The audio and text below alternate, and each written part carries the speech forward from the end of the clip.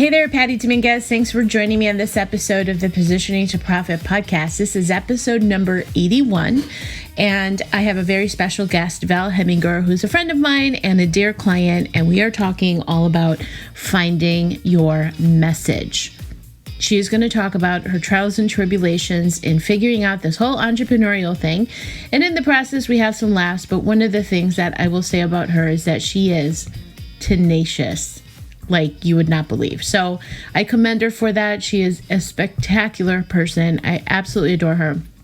And so this episode is really special, just talking about the journey and then finding your flow and the whole process in between. So a really, really good episode. Okay. And then you definitely want to check out, I have a special workshop happening right now. It is a free masterclass for coaches, 5 strategies to bulletproof your business in 2021.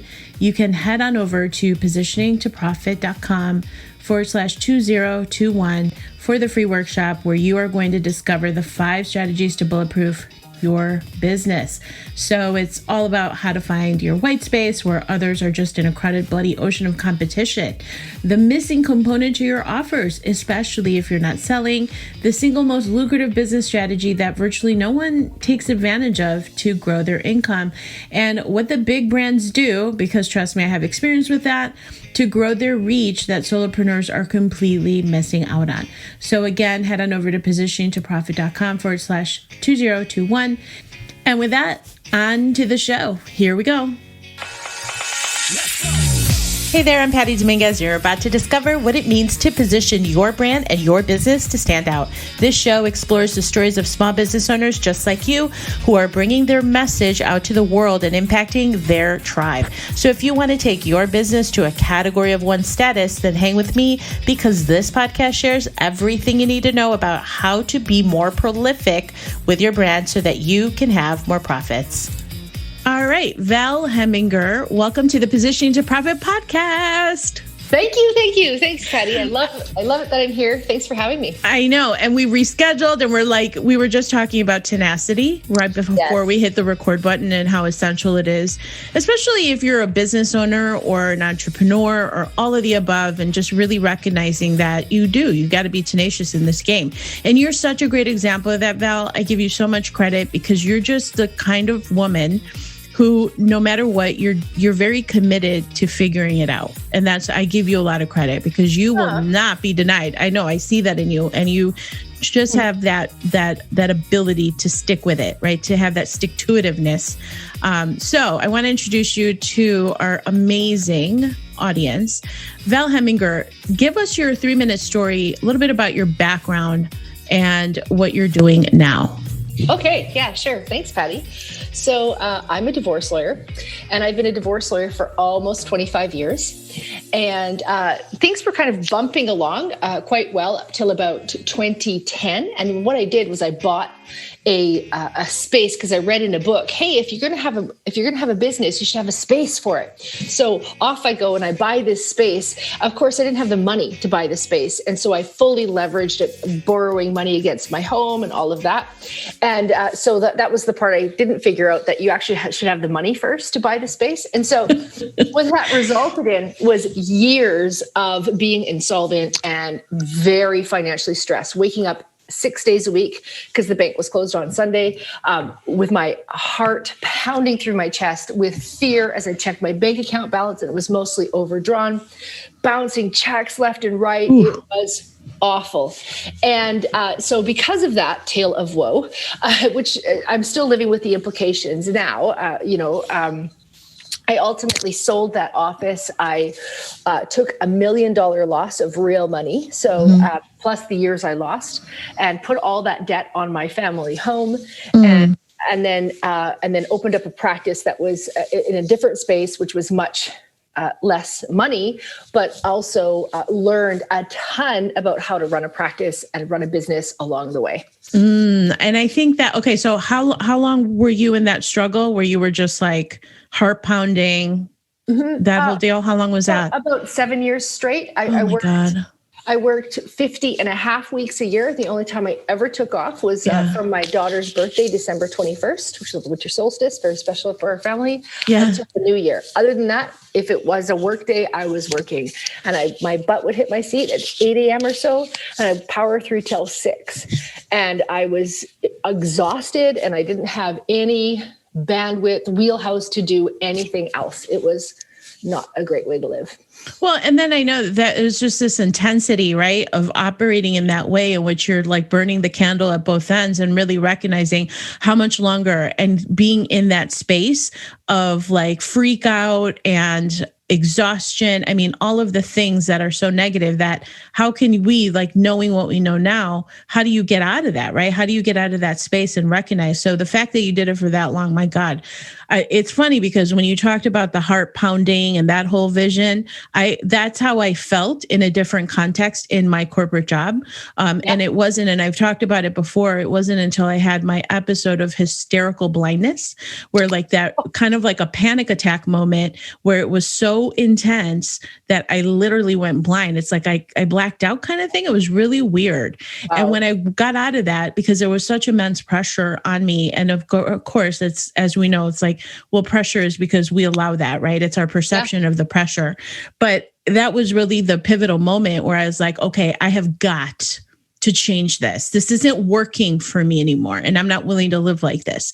So back to you, what was your kind of turning point, pivot moment? Well, actually, an event happened where my law society, my local bar, who gives me my license to practice law. Okay. So what happened was, what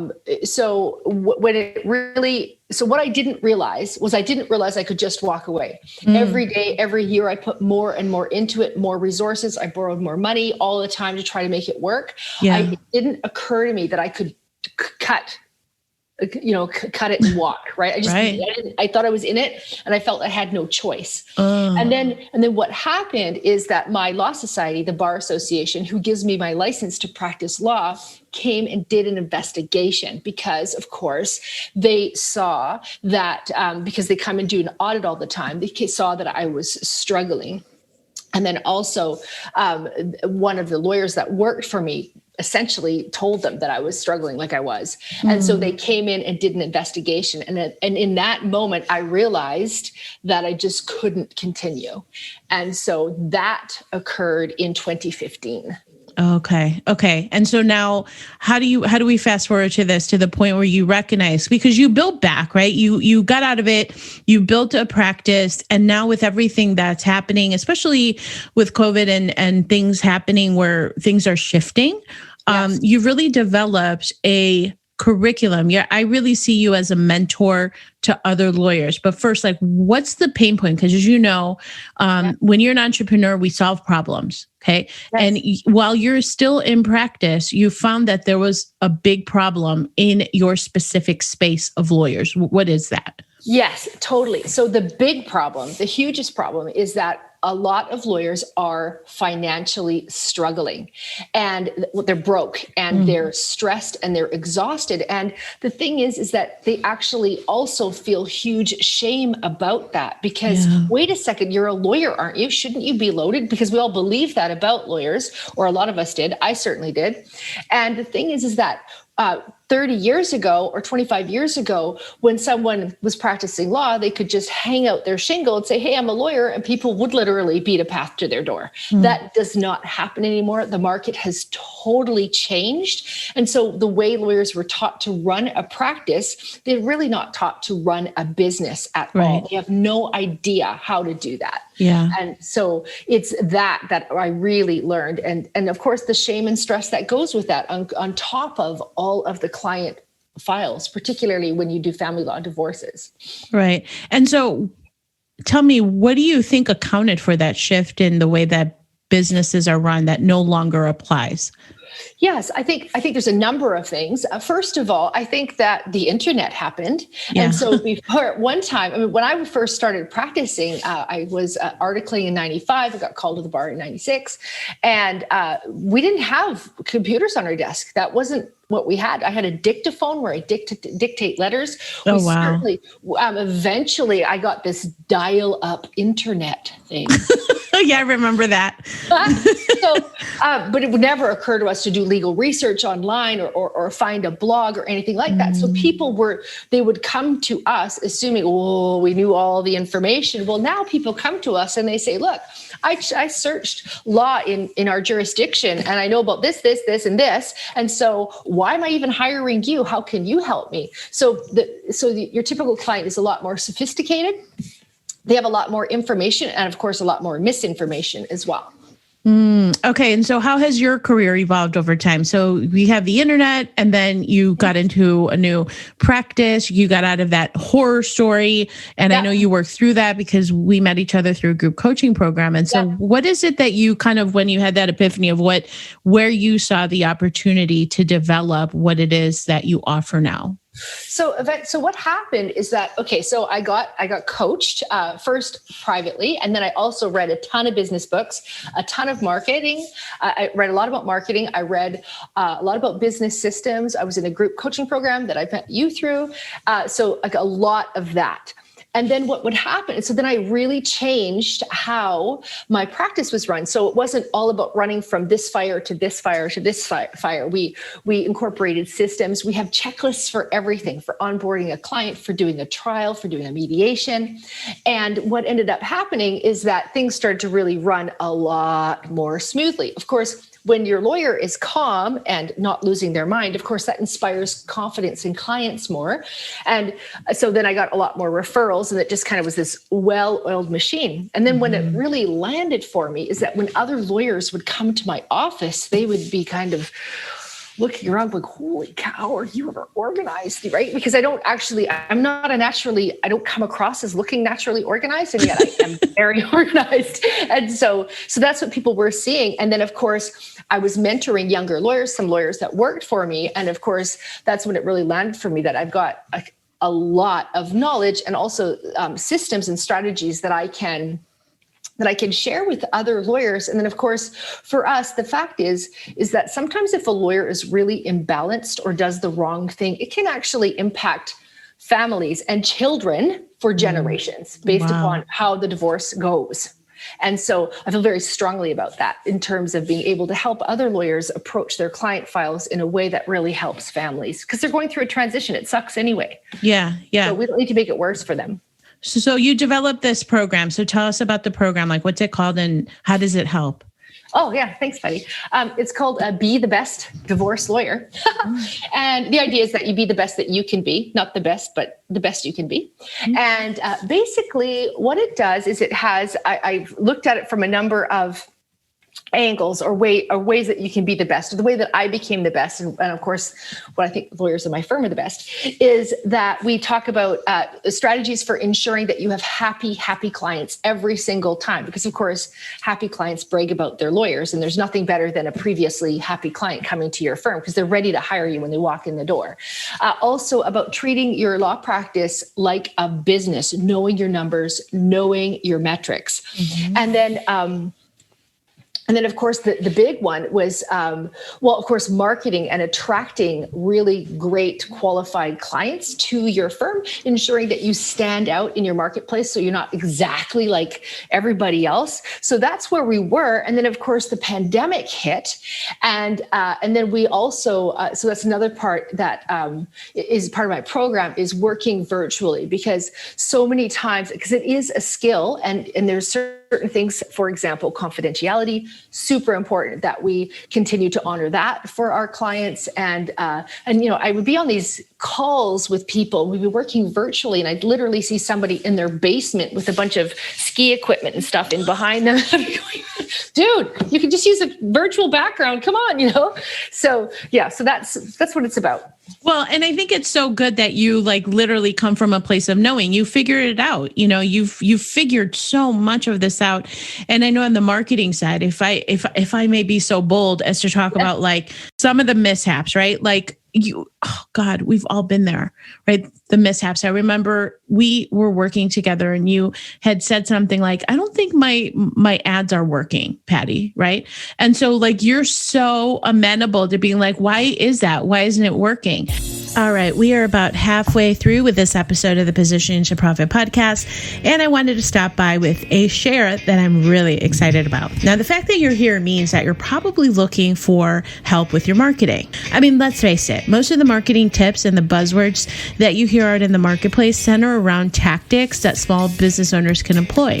The problem with that is that there's a whole lot of tactics out there, but not a whole lot of strategy, and that's where I come in. I help coaches, consultants, and entrepreneurs position themselves for profit. It won't cost you millions of dollars like the big brands, but it will cost you some time. And in this special book that I put together, you can find it over at positioningguide.com, I go into the essentials of positioning to profit, which is a guide that I put together for coaches, consultants, and entrepreneurs struggling to stand out. So head on over to positioningguide.com and grab a copy for yourself. All right, let's get back to the show. And so here's the thing. As a lawyer and other lawyers that are out there, there's so like your superpower is to be a lawyer, but it's not to be a marketer. And so there's so many different things that you come across that people say, oh, this is what you really need, or this is what you really should be doing. And so you were running ads. You were running I don't know how much you were spending on ads. But Val, I looked at it, I was like, what the hell is going on here? Because first of all, the message to market match, can we talk about that? Oh, sure. Yes. Tell me about that. Oh, well, yeah. So, I mean, I don't know. I talked to someone who talked to someone and said, oh, you need a Facebook ad person? Here's your person. Yeah. And money's just, oh my gosh, I can't remember how much I spent, but it was a lot considering, and thousands. And what happened is when you looked at my ad, because I said, Patty, can you help me with this? Because this isn't. I'm spending a lot of money and I'm not getting any leads. Yeah. And then you looked, and what it was. My message was. My whole message is about, hey, is being a lawyer, a divorce lawyer, harder than you expected? Is it more challenging? Is it less rewarding? Are you on your way to your own divorce because you don't spend time with your own family, like that kind of stuff? And meanwhile, this ad campaign was all these pictures of like a puppy in a cup. And it was like a cat picture or something. There was another one with a cat picture. Very cute, a baby seal, and it said, like being a lawyer, then like my picture. And then of course people would like it, but if they're happy being lawyers, they're not the people I'm about to help anyway. Plus I don't know that many of happy lawyers anyway, but yeah. Right. So this is such a great example of content and context. Like, okay, so you're putting out different content in good faith that you're going to be attracting the right person, but the context is completely off because I remember the little pictures of the puppy in a teacup or whatever. I was like, Val, what does this have to do with anything? I was dying. I was like, Val, these need to just be shut down. Do you know what I mean? And I'm not a Facebook ads traffic person. That's not what I do, but common sense will tell you, you have to have the message to market match. That's the lesson. And so I say this to you because Val has gone through the pain points and the pitfalls and the landmines of bad marketing. And I think one of the discussions that we had is that this, your academy is such a perfect combination of real world, think on your feet, like here it is, let me save you from stepping on the landmines and getting to the core of where the value is, which is in a virtual because of everything going on, setting up a virtual office, the tricks and tips and hacks and things that they don't know, right? Yeah. And how to show up. And then the marketing stuff, like we talked about, and so many of these elements and structure and SOPs and systems. It's like, to me, this is exactly addressing the pain points. And so now what are you focusing on in terms of the marketing that you're doing as we go into a new year? Like, what are you thinking, Val? Yeah, well, one of the things and I followed your advice, Patty, because I had my potential market's hanging out on LinkedIn. So I was actually more on Facebook before. Mm-hmm. And so I've really changed that strategy to spend more of my time on LinkedIn. I have a virtual assistant that helps reach out to make connections and stuff. But when people do engage with me, I engage back with them because that's my voice, my authenticity. And then I've just been in a place of service. And that's really, really been helping. And what I've found, compared to the big bucks I spent on those Facebook people a long time ago, it's the LinkedIn connections that are really engaging with my content and really hungry for it. Because another thing about divorce lawyers, or lawyers generally, a lot of us are afraid to be wrong because we are so used to getting A's in school, getting like, just tell me what I need to know to get the A, to be right all the time. So if we actually don't know what we're doing, for a lot of lawyers, we feel wrong or that we're bad because we don't know, that we should know the answer. Even if we don't know what we don't know, but that's a very common problem in the industry. So what I'm finding is that on LinkedIn, as I'm reaching out, telling my tale of woe, people are other lawyers are very much resonating with that and engaging with that content. So it's organic at this point, but it's very powerful. Well, because you're opening the door for them to see your vulnerability, for them to see, hey, I've been there. And then people are nodding their heads. And as, I don't know who said it, I think it was Zig Ziglar. It's like people are just dying to be led.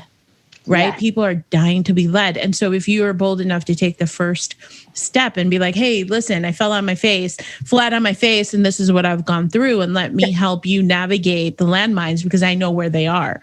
And so there's something really powerful there. And we're talking about for next year for you is creating some kind of continuity to leverage your time to create a community. Because as you know, I talk a lot about the power of tribe marketing and just how powerful it can be. And I think that this is a great opportunity for you to focus on that, to really serve like lots of lawyers, leveraging your time with all these beautiful, the profound expertise that you have, Val. And the other thing is the people that right? Like, the right people, the people to go to and to help these lawyers that are really suffering in silence, it sounds like, because they don't want to be wrong. They don't want to put their cards on the table and show the vulnerabilities and feeling the shame and this and that. And so you can be that beacon of light to them. I think the work that you're doing is so important. And I love that you're on LinkedIn and are being really on purpose with what you're doing. Yeah, thanks. And you actually gave me that suggestion because I was very resistant to LinkedIn at first because it wasn't very pretty. Platform. I was like, oh, I don't like this, but now I'm used to it, and I'm quite enjoying engaging with it for sure. Good. And I'm super happy to be launching into wanting to do a membership site where people can come, and instead of having to pay that big amount once and have that be such a barrier of entry, because again, contrary to what people believe, lawyers don't have that extra $2,000 or $3,000 necessarily available to take something, but they could certainly afford $179 a month to transform their lives over the next year. Oh my gosh, this is like for the cost of a latte, right? A daily cost of a latte. It's like you can completely have the mentorship and expertise. And that's really what this is about. So I think it's a really great idea for you. And because there's nobody doing it already, you can be first to market. So I think you have a really, really big opportunity there. Yeah, so that's amazing. I'm so excited for you. I can't wait. Okay. So let's transition a little bit. And I want to hear, what do you wish you had known when you started out this whole adventure of entrepreneurship? A couple of things. One of the things I wish I had known was, entrepreneurship. Yeah. I think,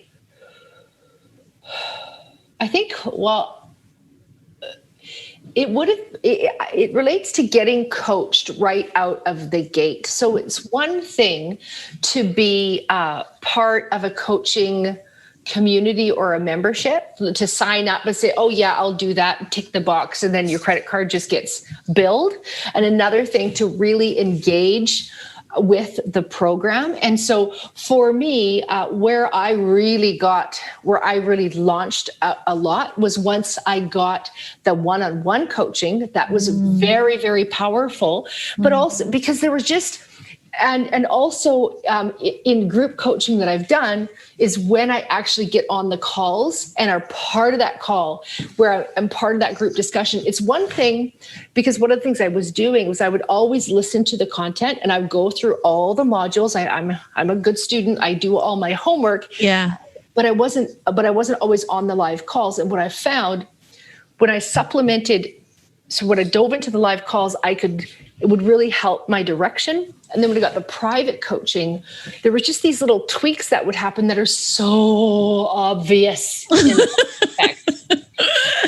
That's so funny. But just not, as an example, the big one I remember, revenue generating activity. Okay. So I think, okay, I'm going to go revenue. I'm going to start a podcast. So I start a podcast and I'm wondering where the money is. Well, that's not revenue generating, but I had the wrong definition and I just made an assumption. I work with you and you say, what's your revenue generating activity? And I say my podcast. And it's like, okay, that's a great for, getting yourself out there, but it doesn't necessarily make you money. Right. Mine wasn't anyway. So that's, So just that kind of thing, just having that, because what you don't know is you don't know you're making, for me, I didn't know I was making assumptions that were incorrect. So there's something so powerful about coaching. And I equate it to, I love this thing. I think it was Brian Tracy who said, he's like, it's really, it's so complimenting when somebody comes up to you and says, you changed my life. And he says, but what I really did, it's like imagining that you're looking one way and I'm just grabbing your head and pushing you to the side and be like, no, look this way.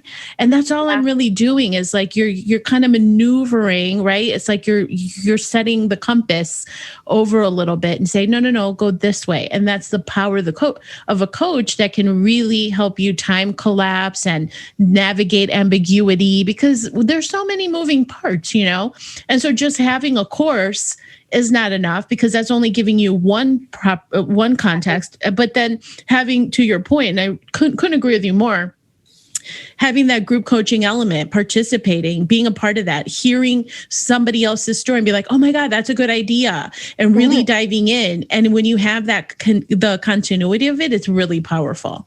So much like every divorce lawyer should join your community when you launch, they should also, when they're ready, tap to you to guide them, right? Because I can't even begin to emphasize the amount of time that you will save as opposed to going through the pain point of figuring it out. There's something there to be said for investing in yourself to shortcut that whole process. I think it's so smart. And there's one other thing I wanted to add about the coaching element, Patty, because I did hire a coach before. And one of the things, like a lot of people aren't necessarily in action or they don't have the discipline or whatever. I have that in spades. Tell me what to do. I'll do it. I'm not going to hold myself back. I don't mind looking dumb, all that kind of stuff. However, what I didn't realize, I hired a coach that I liked, but that did not have the skill set or the skills that would allow me to start revenue generating. So when I started working with, so what I'm saying is when you hire a coach, you want someone who actually knows who's done it or is doing it themselves. No, very, very good point, and very fair and very true. It is, because concepts are one thing, but the application of it and understanding, right? The outputs and how to pivot and how to tweak and that whole thing, it's just a moving. Yeah. It's like absolutely the case. Okay. Person, place, or a thing. What is something that inspires you greatly? Oh, walking in the forest, in the woods. Oh, I love that. It is. I do it most days. There's one particular trail I'm hooked on right now. It's called Charlie's Trail. 45 minutes. It kind of starts up high, goes down to the ocean, and comes back up again. And what I find, it's so good. And when I'm in there, some people get their ideas in the shower. This is where I get the ideas. They just come. And what I found was a few months ago, I'd really slowed up on that walk or doing the forest walks. And what I noticed was my life wasn't working as well. And yet whenever I take the time to take that forest walk, it's not only good for me and I really enjoy it, but my life seems to work better. So amazing, isn't it? Fall into alignment more. Yeah. So that's it's the opportunity to recharge. And you're right. When I do my walks, and it's more for me, spring, summer, fall. The winter here in Chicago sucks. So now I'm like, I got to find that outlet. And it sounds like this for you is an outlet, not only for your own time to get centered, grounded, great ideas come. Oh my God, so many great ideas come. I couldn't agree more. Okay, I'm big on declarations and I want to do more of that. So for a declaration, what's the vision you have for how you hope to impact your audience for next year? Like, talk to me about the vision. Like, what do you want to create? Thank you. I want to create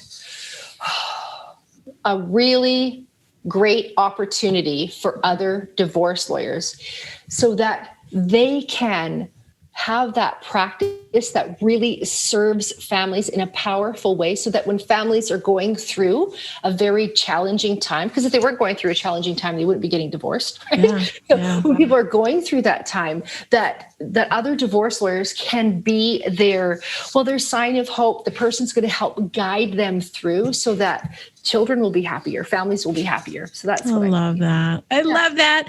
Val Hemminger and Val's Be the Best Divorce Lawyer Academy and forthcoming membership. The best place to get a hold of you is at valhemminger.com, ValHemminger.com. And then we're also going to have it in the show notes and all the social handles on how to get a hold of you. Val, thank you so much for being on the show. I so appreciate you and how dedicated you are and the movement that you're creating. Thank you, Patty. Thanks for having me. Thank you so much for checking out the Positioning to Profit podcast. If you haven't already done so, please make sure to hit that subscribe button so you don't miss any new episodes.